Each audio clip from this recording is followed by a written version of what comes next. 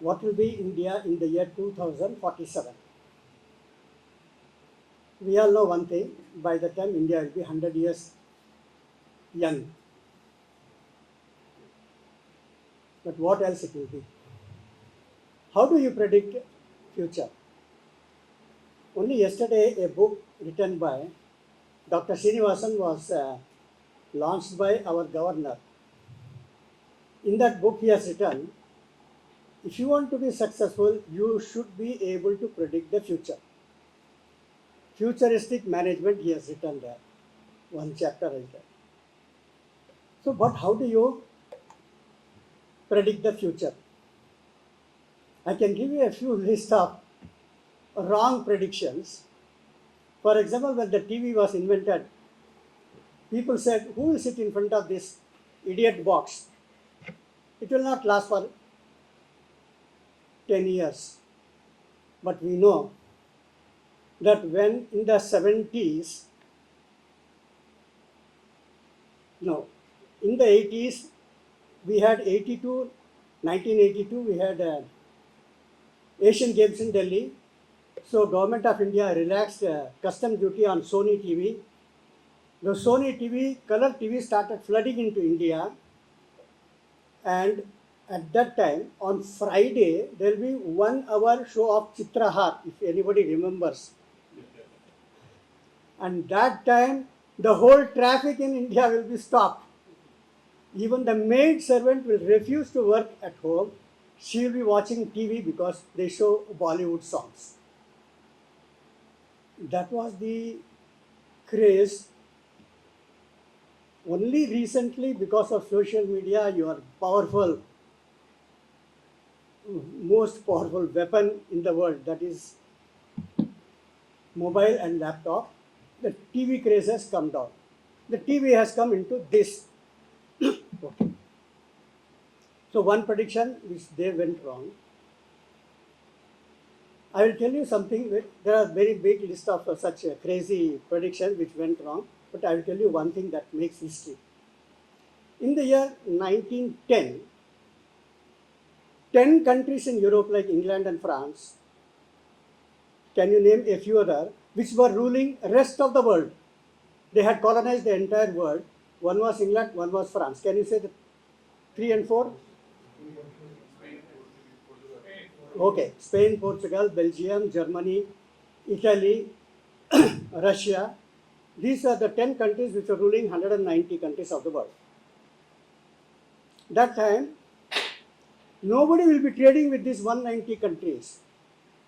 Anything that is required from India, suppose India produces diamond, you don't have to talk to any Maharaja in India for diamond. All you have to do is to talk to East India Company and later on the British government. And they will supply you. If Brazil produces the best of coffee, and any country wants coffee there, you can't be talking to Brazil because it is a colony of the Portuguese people. To talk to Portuguese. So these 10 countries, they had all the rich wealth of the world. They had the best of the universities. They were friendly with each other because they were complementing each other. And they were trading with each other. And they are the most informed people, most intelligent people. So there will be no more wars in this world because the weapons are all with them and they are interlinked, they are interdependent. All that Maharajas have only sword and stick or spear. With that, world war cannot stand. So a person called Norman Wilson, he wrote a book that there will be no more wars in the world, and he gave systematically all the reasons why wars happen. Therefore, we have nullified all those factors and there will be no more wars. At the same time, and he got a Nobel Prize. At the same time, another person said, Europe is on the brink of a catastrophic war. This was an Indian. Now tell me, now that history has happened, we know the history of the world from 1910 up to 2010, 100 years is it. Can you say the first European who said, Norman Angell, Angell, his name. He said, he predicted no war in this world, and an Indian person saying that it is a catastrophic war is about to take place. What does history tell? Was there a war? You mean Ukraine war? No. What you call World War is a misnomer. It's only a European war. Two European countries were fighting with each other. What the war started in 1914. It went up to 1945 with a small interval in between, as we have in movies. So together in that period, 10 crore people died. More than 100,000 Indians also died. In one of those wars, his great-grandfather laid down his life creating a new country in the world called Israel. So please clap for him. We'll go into the details of that unique war later.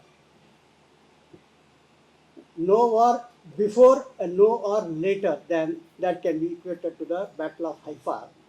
Unique, the one and the only one in which Indians who were fighting with swords and spears defeated the Germans, defeated the Ottomans in their country, who were having guns, who were having machine guns and cannons.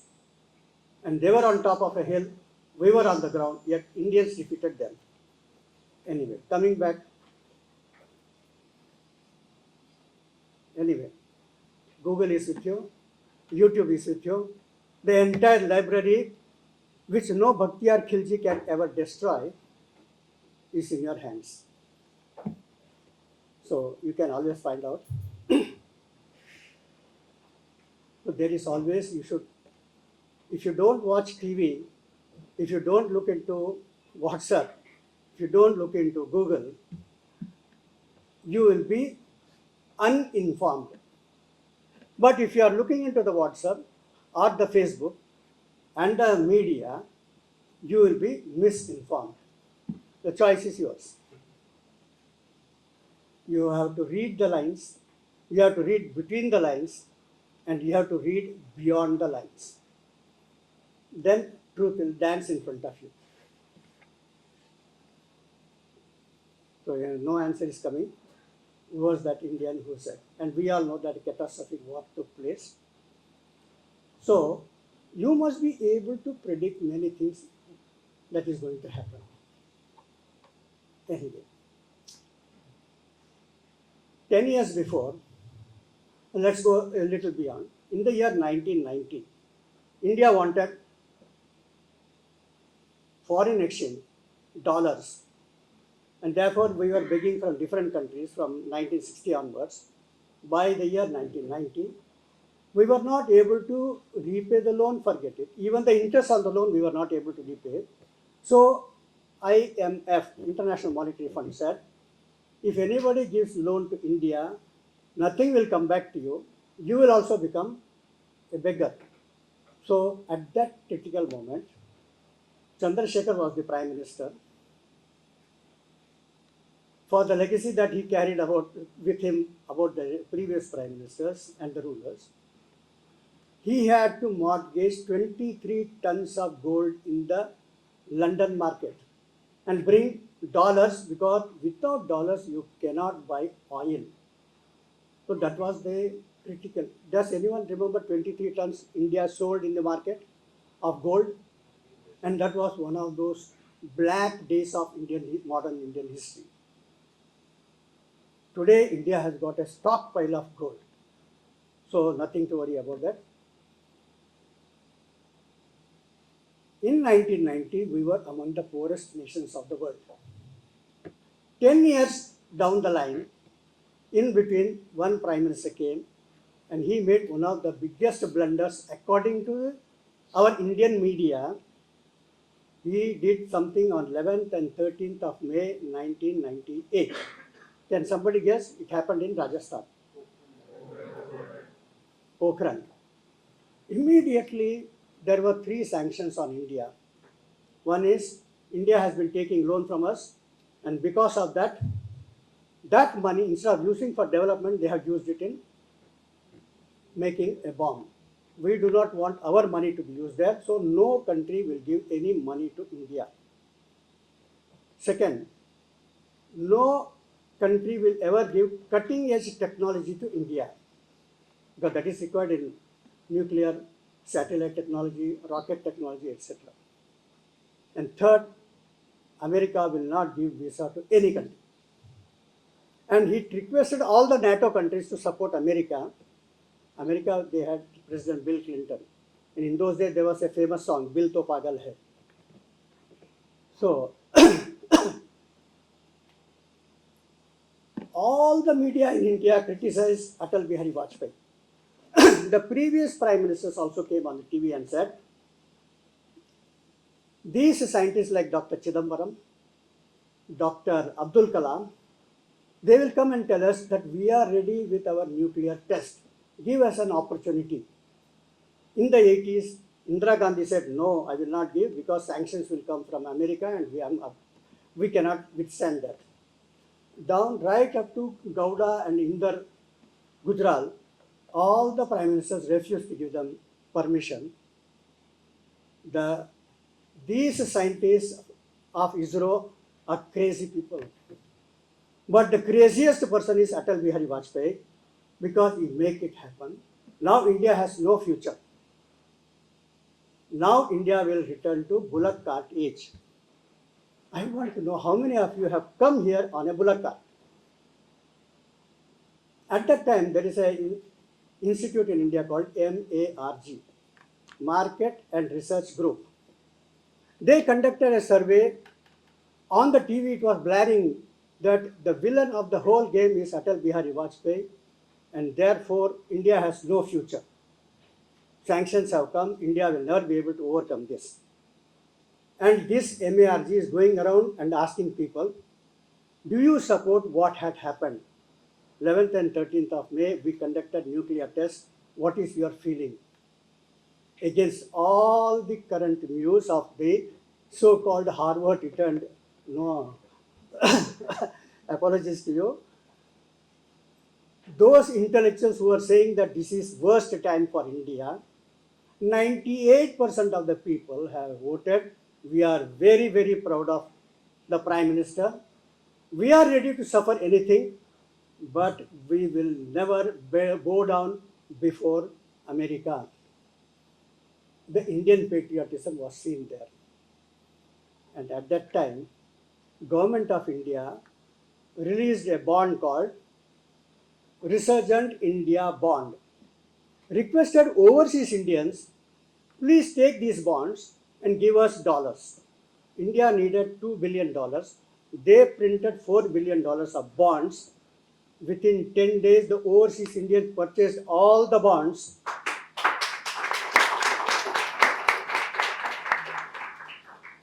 And there is no looking back from that time onwards. India has today become the 5th largest GDP of the world.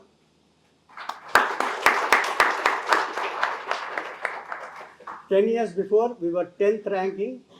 Now we are in the 5th position. 5 countries we have been able to push back. Which are those 5 countries? England, France, Italy, Brazil, and Russia. What will be their feeling? We were ruling India, and they have overtaken us. We have overtaken France, we have overtaken Portugal, all those people who ruled us, even England, and gone ahead. By 2030, who are all in front of us? We are now nearly $4 trillion economy. 4.2 is Germany, and 4.5 or 4.6 is Japan. By 2030, we will be 5 trillion, we will be overtaking Germany, we will be overtaking Japan also. We will become 3rd in the world. I am telling in real terms, not that is nominal, not PPP. In PPP, we are already number 3. But Many predictions are there. The rate of growth, India's rate of growth is the highest in the world. It is between 6.7, 7, 8, etc. America is less than 2% rate of growth. China also is less than 5% rate of growth. India is growing faster than all of them. By 2070, India will overtake all the countries and become number one in the world. Unless something unheard of happens, some world war, etc. Otherwise, the graph is taking India forward and forward and forward. What are the factors for the wealth of a nation, power of a nation? Let me put innovations, institutions. If anybody wants to write down, please write down. Institutions, infrastructure. Again, I repeat: innovations, institutions, infrastructure, individuals, inspirations, and culture.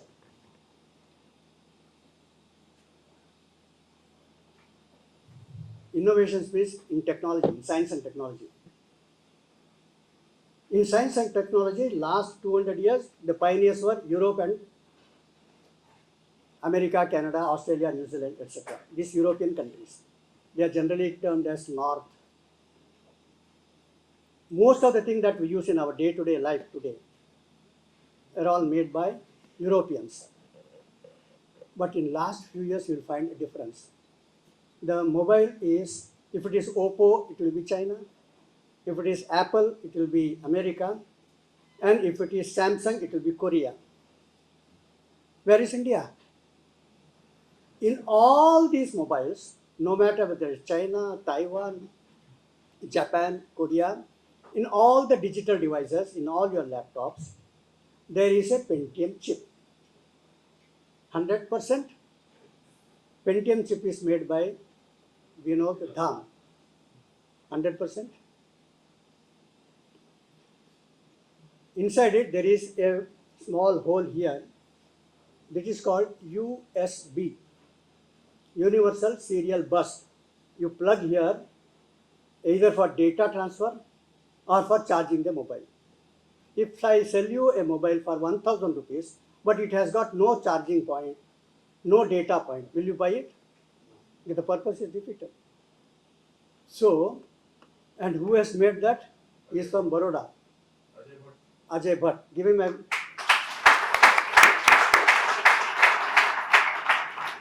Just now cricket match was going on. Everybody wanted to see. Live you could see on this because there is some card in this called MPEG-4. If it is only MP3, you can only hear. But when you have MP4, MPEG-4, motion picture engravement, you can see the movie, you can see the news, you can see all the motion pictures. Who invented that? Is from Bengaluru, Arun Netravali. Will you ever buy a mobile or a digital device without MPEG-4? 100% MPEG-4, 100% in the world, Arun Netravali is going. Then we say 2G, 3G, 4G. What is the meaning of 3G and 4G? The speed with which you can download or upload your data. Now already 5G has come and research is going on 6G, and they say there is one person in Chennai, Rajnikant, he already has 50G with him.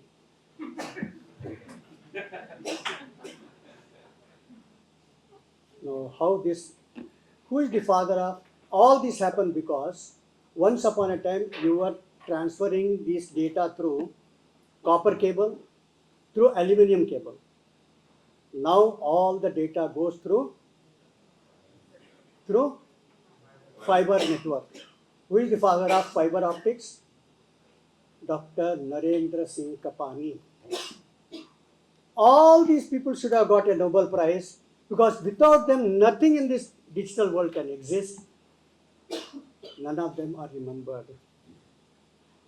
I asked so many international institutions. What they say is, all these names, Ravi Kumar, can you guarantee that your youngsters, they know him? Do they ever feel for that? In a nation who has forgotten all their heroes, why should we honor your heroes? First, you talk to your people and tell them they should respect your forefathers, your pioneers. Then we will come and definitely give them all the honor they deserve. Now, where do I go for that? Anyway, innovations, India is second to none today. Indians and Indians everywhere in the world. Maximum number of PhD research work in USA is done not by the Americans, but by Asians, Indians, Chinese, and Japanese and Koreans. They are ruling the technology world today. And you go all over Europe, university by university, you will find in science and technology, research goers, 50% are Indians. The future of India is very, very bright anywhere in the world because innovations is in our hands. Second, institutions. We have institutions like ISRO, we have institutions like BHEL, we have so many institutions. In last 10 years, 150 Indian institutions have become multinationals. This is the power of this modern India. And that is going to carry, it is going to increase. And when Indians go outside India, we start crying, oh, brain drain, brain drain. Had Sundar Pichai remained in India, he would have become an assistant professor in Mysore University, Madurai University. You want him to be an assistant professor in Mysore University, or you want him to be CEO of Google? What is good for India? Today you go to any station in India, you will find Wi-Fi free thanks to Google. So he's not sitting there for his luxury. He has enabled Wi-Fi all over India. So they are all thinking of India. And when India needed foreign exchange, and no country would have given you, it is the foreign residing Indians who immediately, within 7 days, they gave you all the money. I'll give you another example. Ireland has got 60% overseas Irish people. Ireland is not a poor country. Norway gives Nobel Prize to every country. When Norway was ruled by Sweden and Russia, most of the local intellectuals, they ran away. And when they got freedom, the overseas Norwegians invested money in Norway. Today, per capita income, number one in the world is that of Norway, all built by overseas Norwegians. India GDP plus overseas Indians GDP, already we have overtaken Japan and Germany. We are already third in the world. Anyway, in 5 years, India has gone. So innovations, I told you, institutions, so many institutions are now going around the world. Some of the institutions in Bombay, like Bombay Dabbawalas, being read by all over the world. Everybody can talk about the Sigma 6 of Bombay Dabbawalas, but I can bet they cannot create another Dabbawala. In their country, they cannot. In their institution, they cannot. These details we'll discuss later. So institutions, then infrastructure. Unbelievable pace with which India is progressing today. Thanks to one person. Can you name him?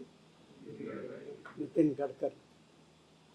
The highest speed with which infrastructure is going in 1,000 years of 10,000 years of human history is happening now today in India, and mind-boggling. The sea link, the underground sea. Have you visited? Have you gone there? It is on par with anything in Malaysia or Thailand or America. Excellent roadways and networks, rail networks, and the railway is going to become better and better in the days to come. Every week we are building one new airport. Every day we are increasing one college. So in infrastructure, in all dimensions, we are progressing very fast. So that is real strength of India. You can add to that. Then I said, individuals. We have a Ratan Tata in Bombay.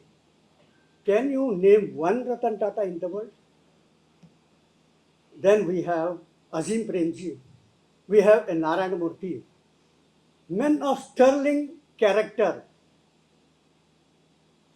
These people make India great. The list will go on. One person very less spoken is that of Vinoba Bhave. I don't know how many people have heard the name Vinoba Bhave. Okay, thank you. Vinoba Bhave appealed to the people that there are so many poor people in my country. So you rich people, donate your land to me. He got more than 40 lakh acres of land from the rich people. One man asking for, and so many people, millions of people donating their land. All their ancestral property donated to him. Now, he is the richest man in the world. But he did not keep one single acre for himself. He donated it to the poor people on the world. We keep on exaggerating. Bill Gates, look at him. Warren Buffett, look at him. How much charity he does? He does less than 1% of his wealth, less than 5% of his wealth. Here is a person who has given everything in charity. Can you tell one more name? He is called the man of the millennium. That he is a highly educated person, a big librarian. From the day one that he started earning till his retirement, entire salary for the poor people. Then how can he live? For his personal needs, he will go to a restaurant and start cleaning the vessels. He will be on the street polishing the boots of people. Do you know him? And when he retired, he got a lot of lump sum money, again donated it. Then he got an award called Man of the Millennium. In 1000 years, there is no such person as this man. That huge amount coming from America also donated. Who is that person? He's still alive. He's an Indian. Think of it. We have legacy of Bhamasha. Have you heard Bhamasha? Sadayappa Vallal. Have you heard? So many people are there in our history. So individuals make country great. Inspirations. There are so many inspiring stories in India. Now tell me, after the so-called Second World War, that is after 1945, America fought so many wars in Vietnam, it fought war in Iraq, it fought in Syria, in Afghanistan. Did America win any country? Everywhere it lost. Still for us, America is a big icon. In the year 1971, there was a war. So many countries on one side, Pakistan, supported by China, supported by America. America brought its 7th fleet. That 1971 war, India fought against all of them. They had the Patton tanks, they had the Sabre jets. We pulverized all those tanks and their jets. Within 13 days, tell me in the world history of 10,000 years, within 13 days, we liberated a new country called Bangladesh, which is now the 6th largest country in the world. And within those 13 days, we were able to take 95,000 as prisoners of war. Nowhere in the world like that. There are so many inspiring stories in our country. Mumbai Dabbawalas themselves is an inspirational story. Angadiya Services of Bombay is another inspirational story. Anyway, so inspiration. These make a country great. And behind all these things, we have a cultural heritage. Then 4 powers are required for any country to become great. Economic power, I told you, we have already become 5th. And in terms of PPP, we are 3rd. And very soon we will become 3rd and then 2nd and 1st. Second is military power. India has the 2nd largest military. And in terms of war weather. China is no match for India. They tried in Galwan. They started the war. They hit you with a baton with all the nails and all. They came prepared with that. They killed 20 of our soldiers. We fought without any weapons. And some people say 35, some people say 100 people. They lost. And then they declared, sorry, we want peace. In terms of heroism, and that he will explain to you what happened in Haifa, there is no parallel in the world. We are Kshatriyas, we are Brahmins, we are Shudras, and we are Vaishyas, par excellence in the world. Anyway, coming back. So individuals, this culture that has, so military power we have. Third power is how much international relations you have. We have to go a long way, but I will tell you a few examples. When America invades Iraq, they say it is global war on terrorism. When Russia invades Ukraine, they say Russian invasion of Ukraine. But America is never invading any country. He is only trying to help the world. These are all the narratives built by media. So today media is in the hands of the American lobby. But international relations, they are failing one by one. When there was, see, everybody is talking about in America and all, they have big marches of students going around and saying that Israel is killing the Hamas or the Arabs. How many they killed? 10,000. How many people have died in Syria? 5 lakhs. Nobody talks about that war. How many people are dying in Sana'a, that is Yemen? More than 5 lakhs. Nobody is taking any objection to that. And China is ill-treating all the Muslims of China. Nobody talks about that.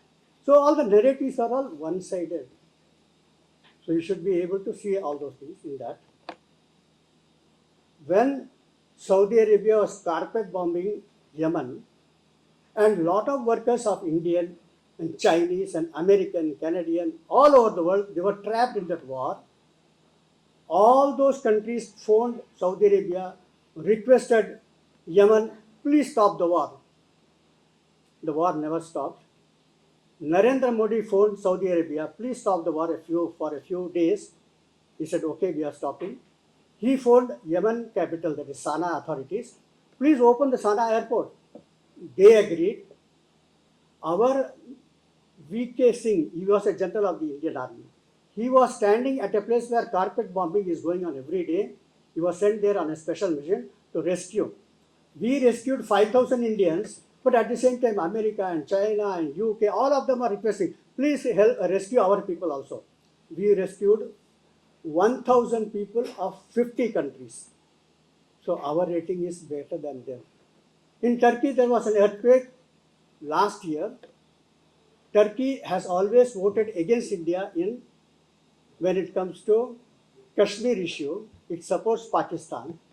But we sent our military people, our trained nurses, our trained dogs. Within 12 hours, we reached Turkey. And because when there is an earthquake of that magnitude, the people who are buried below the debris, if they are not rescued within 3 days, they will die of suffocation. Children are there, men are there, women are there. They have to be rescued. So we have trained dogs. So with that, we went there without any invitation from that country, and we rescued thousands of people. After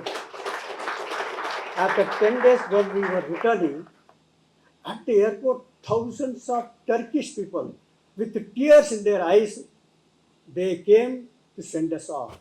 And they were requesting is, please give us this India's tricolor flag that you are having here. We want to worship it as our deity. India has built up relationship with so many countries. You must have seen when Prime Minister reached Papua New Guinea at midnight. Midnight is not the time for receiving the Prime Minister of that country need not go to the airport to receive him. He can send his protocol officers. But the Prime Minister of Papua New Guinea was standing at the airport to receive Prime Minister Narendra Modi. Do you know what is the first thing that he did? Can somebody tell them? What did the Prime Minister of Papua New Guinea, as soon as Narendra Modi landed in their country, what did the first thing that he did? He touched his feet. So many people are asking, what is this you are doing? Why did you touch his feet? He said, at a time when in the pandemic, when we were begging for a medicine, vaccine from America, from Germany, from England, all the countries refused because they said a second wave is coming, a third wave is coming. So we have got a stockpile of medicines, none of them gave. At that time, the only country helped us was Bharat, India, India, India. Entire Africa we provided. He said, India is not a guest, India is Vishwaguru. So that is the relationship we have developed in this country. In G20 meeting that happened last year, every time there is a G20 meeting somewhere or the other, on the last day they will make a resolution that we should include the 55 African countries also. So we will discuss this next G20 summit. Every year it is getting postponed. But Narendra Modi said, I am bringing that resolution on the very first day. And 55 countries of Africa means the same population of India, 130 crores. You want to keep on discussing and leaving it aside, I will take it on the first day. And the representative of these 55 countries, he had invited to Delhi, come here. And very first day, the resolution was passed. From G20, it has already become G21 with the inclusion of this. This is the power of India. So we have. Then what about the soft power? You know Bollywood. You go to any of these Arab countries. You come out of it and there is a customs officer. There is a visa officer. When he sees you, when he sees your passport, he doesn't talk to you in English. Arey bhai, kaise ho? Mumbai kaisa hai? He talks to you in his tutti-frutti Hindi. We were going through Indonesia, some remote place, one of their small cities. And we were stopped at one shop. We wanted to buy some souvenirs. So we were talking to each other and we were addressing each other by their names. So somebody said, Ravi ji, aapko kya pasand hai? One of the ladies was Anjali. So he asked, Anjali, aapko kya pasand hai? The shopkeeper understood. Immediately said, oh, Anjali, you are kuch kuch hota hai. And I didn't understand what is that kuch kuch hota hai. Then they told the main character in that movie called was Anjali. So the moment you said Anjali, he collected that. Most of the Bollywood movies of in those days when you did not have this video, cassette, etc., digital world was not there. Amitabh Bachchan movie will run for longer number of days in foreign countries than in India. Craze for Indian. I was in Japan and they invited in one person, they invited some 10 Japanese people. They said, you talk to them in Tamil. So I asked them in Tamil and they answered very nicely in Tamil. I said, so many Japanese people knowing Tamil. How many times you have visited India? He said, 6 times. 6 times. How many days you stayed in Chennai? He said, 6 days. How come you know so much of Tamil? They all go to Chennai on Thursday. Night they stay in a hotel. The whole plane load of 300 people will go in one plane. Stay there for a hotel. Next day, first show, Rajnikant. Take a flight and come back to Japan. Have you ever heard this happening for Hollywood or any other wood? No. This is the craze. And they all can see all the dialogues of Rajnikant. Now, Oru Mura Sonna, Noor Mura Sonna Madri. All those dialogues they know and they can talk fluently Tamil, they know Bharatanatyam, they know Mridanga, they know all the Indian cultural art, because step by step Hollywood, Bollywood has taken them, opened the gates of India's culture. In Indonesia, there is a person called Ramli Ibrahim. For his studies, he went to Australia. He did engineering from there. While he was doing engineering, he met some Sri Lankan Tamils, and through them he learned Bharatanatyam. And Australian government is telling, generally some bright student they will pick up and say, we want to take Australian citizenship. He said, no, I am a proud Malaysian, I will go back to Malaysia. Came back to Malaysia. And there, he was, as an engineer, he was making a lot of money, but at the same time, as a hobby, he would perform in five-star hotels when some VIPs and dignitaries and foreigners are coming. Bharatanatyam. There will be a statue of Lord Shiva, Nataraja, dancing pose. And there he will do arati and then prostrate before them. All the audience have to remain standing. And they will do it. And then he will start performing. So many people objected to this. You are a Muslim. Why are you doing the acts of a kafir? So the Prime Minister invited him and said, why are you creating problem for me? Don't do this. He said, no. The rule of Bharatanatyam is that I must do this. I must prostrate before Lord Shiva. He is the father of dance, Nataraja. He said, whatever you want to do it behind the curtain. Don't do it in front of everyone. He said, no, no, no. He said, then we'll have to take some action against you. He said, don't worry. Australia government is requesting me to become a citizen of Australia. I'll surrender my Malaysian passport, go to Australia, become Australian, then come back to Malaysia and perform the Prime Minister Mahathir Mohamad said, please don't leave Malaysia, do whatever you want to do. This is the power of our art and culture. Are we real inheritors of all these great legacies? Now I'll stop here. I have exceeded my time. Now, any question and answer, we can take it up anytime you want. Thank you very much.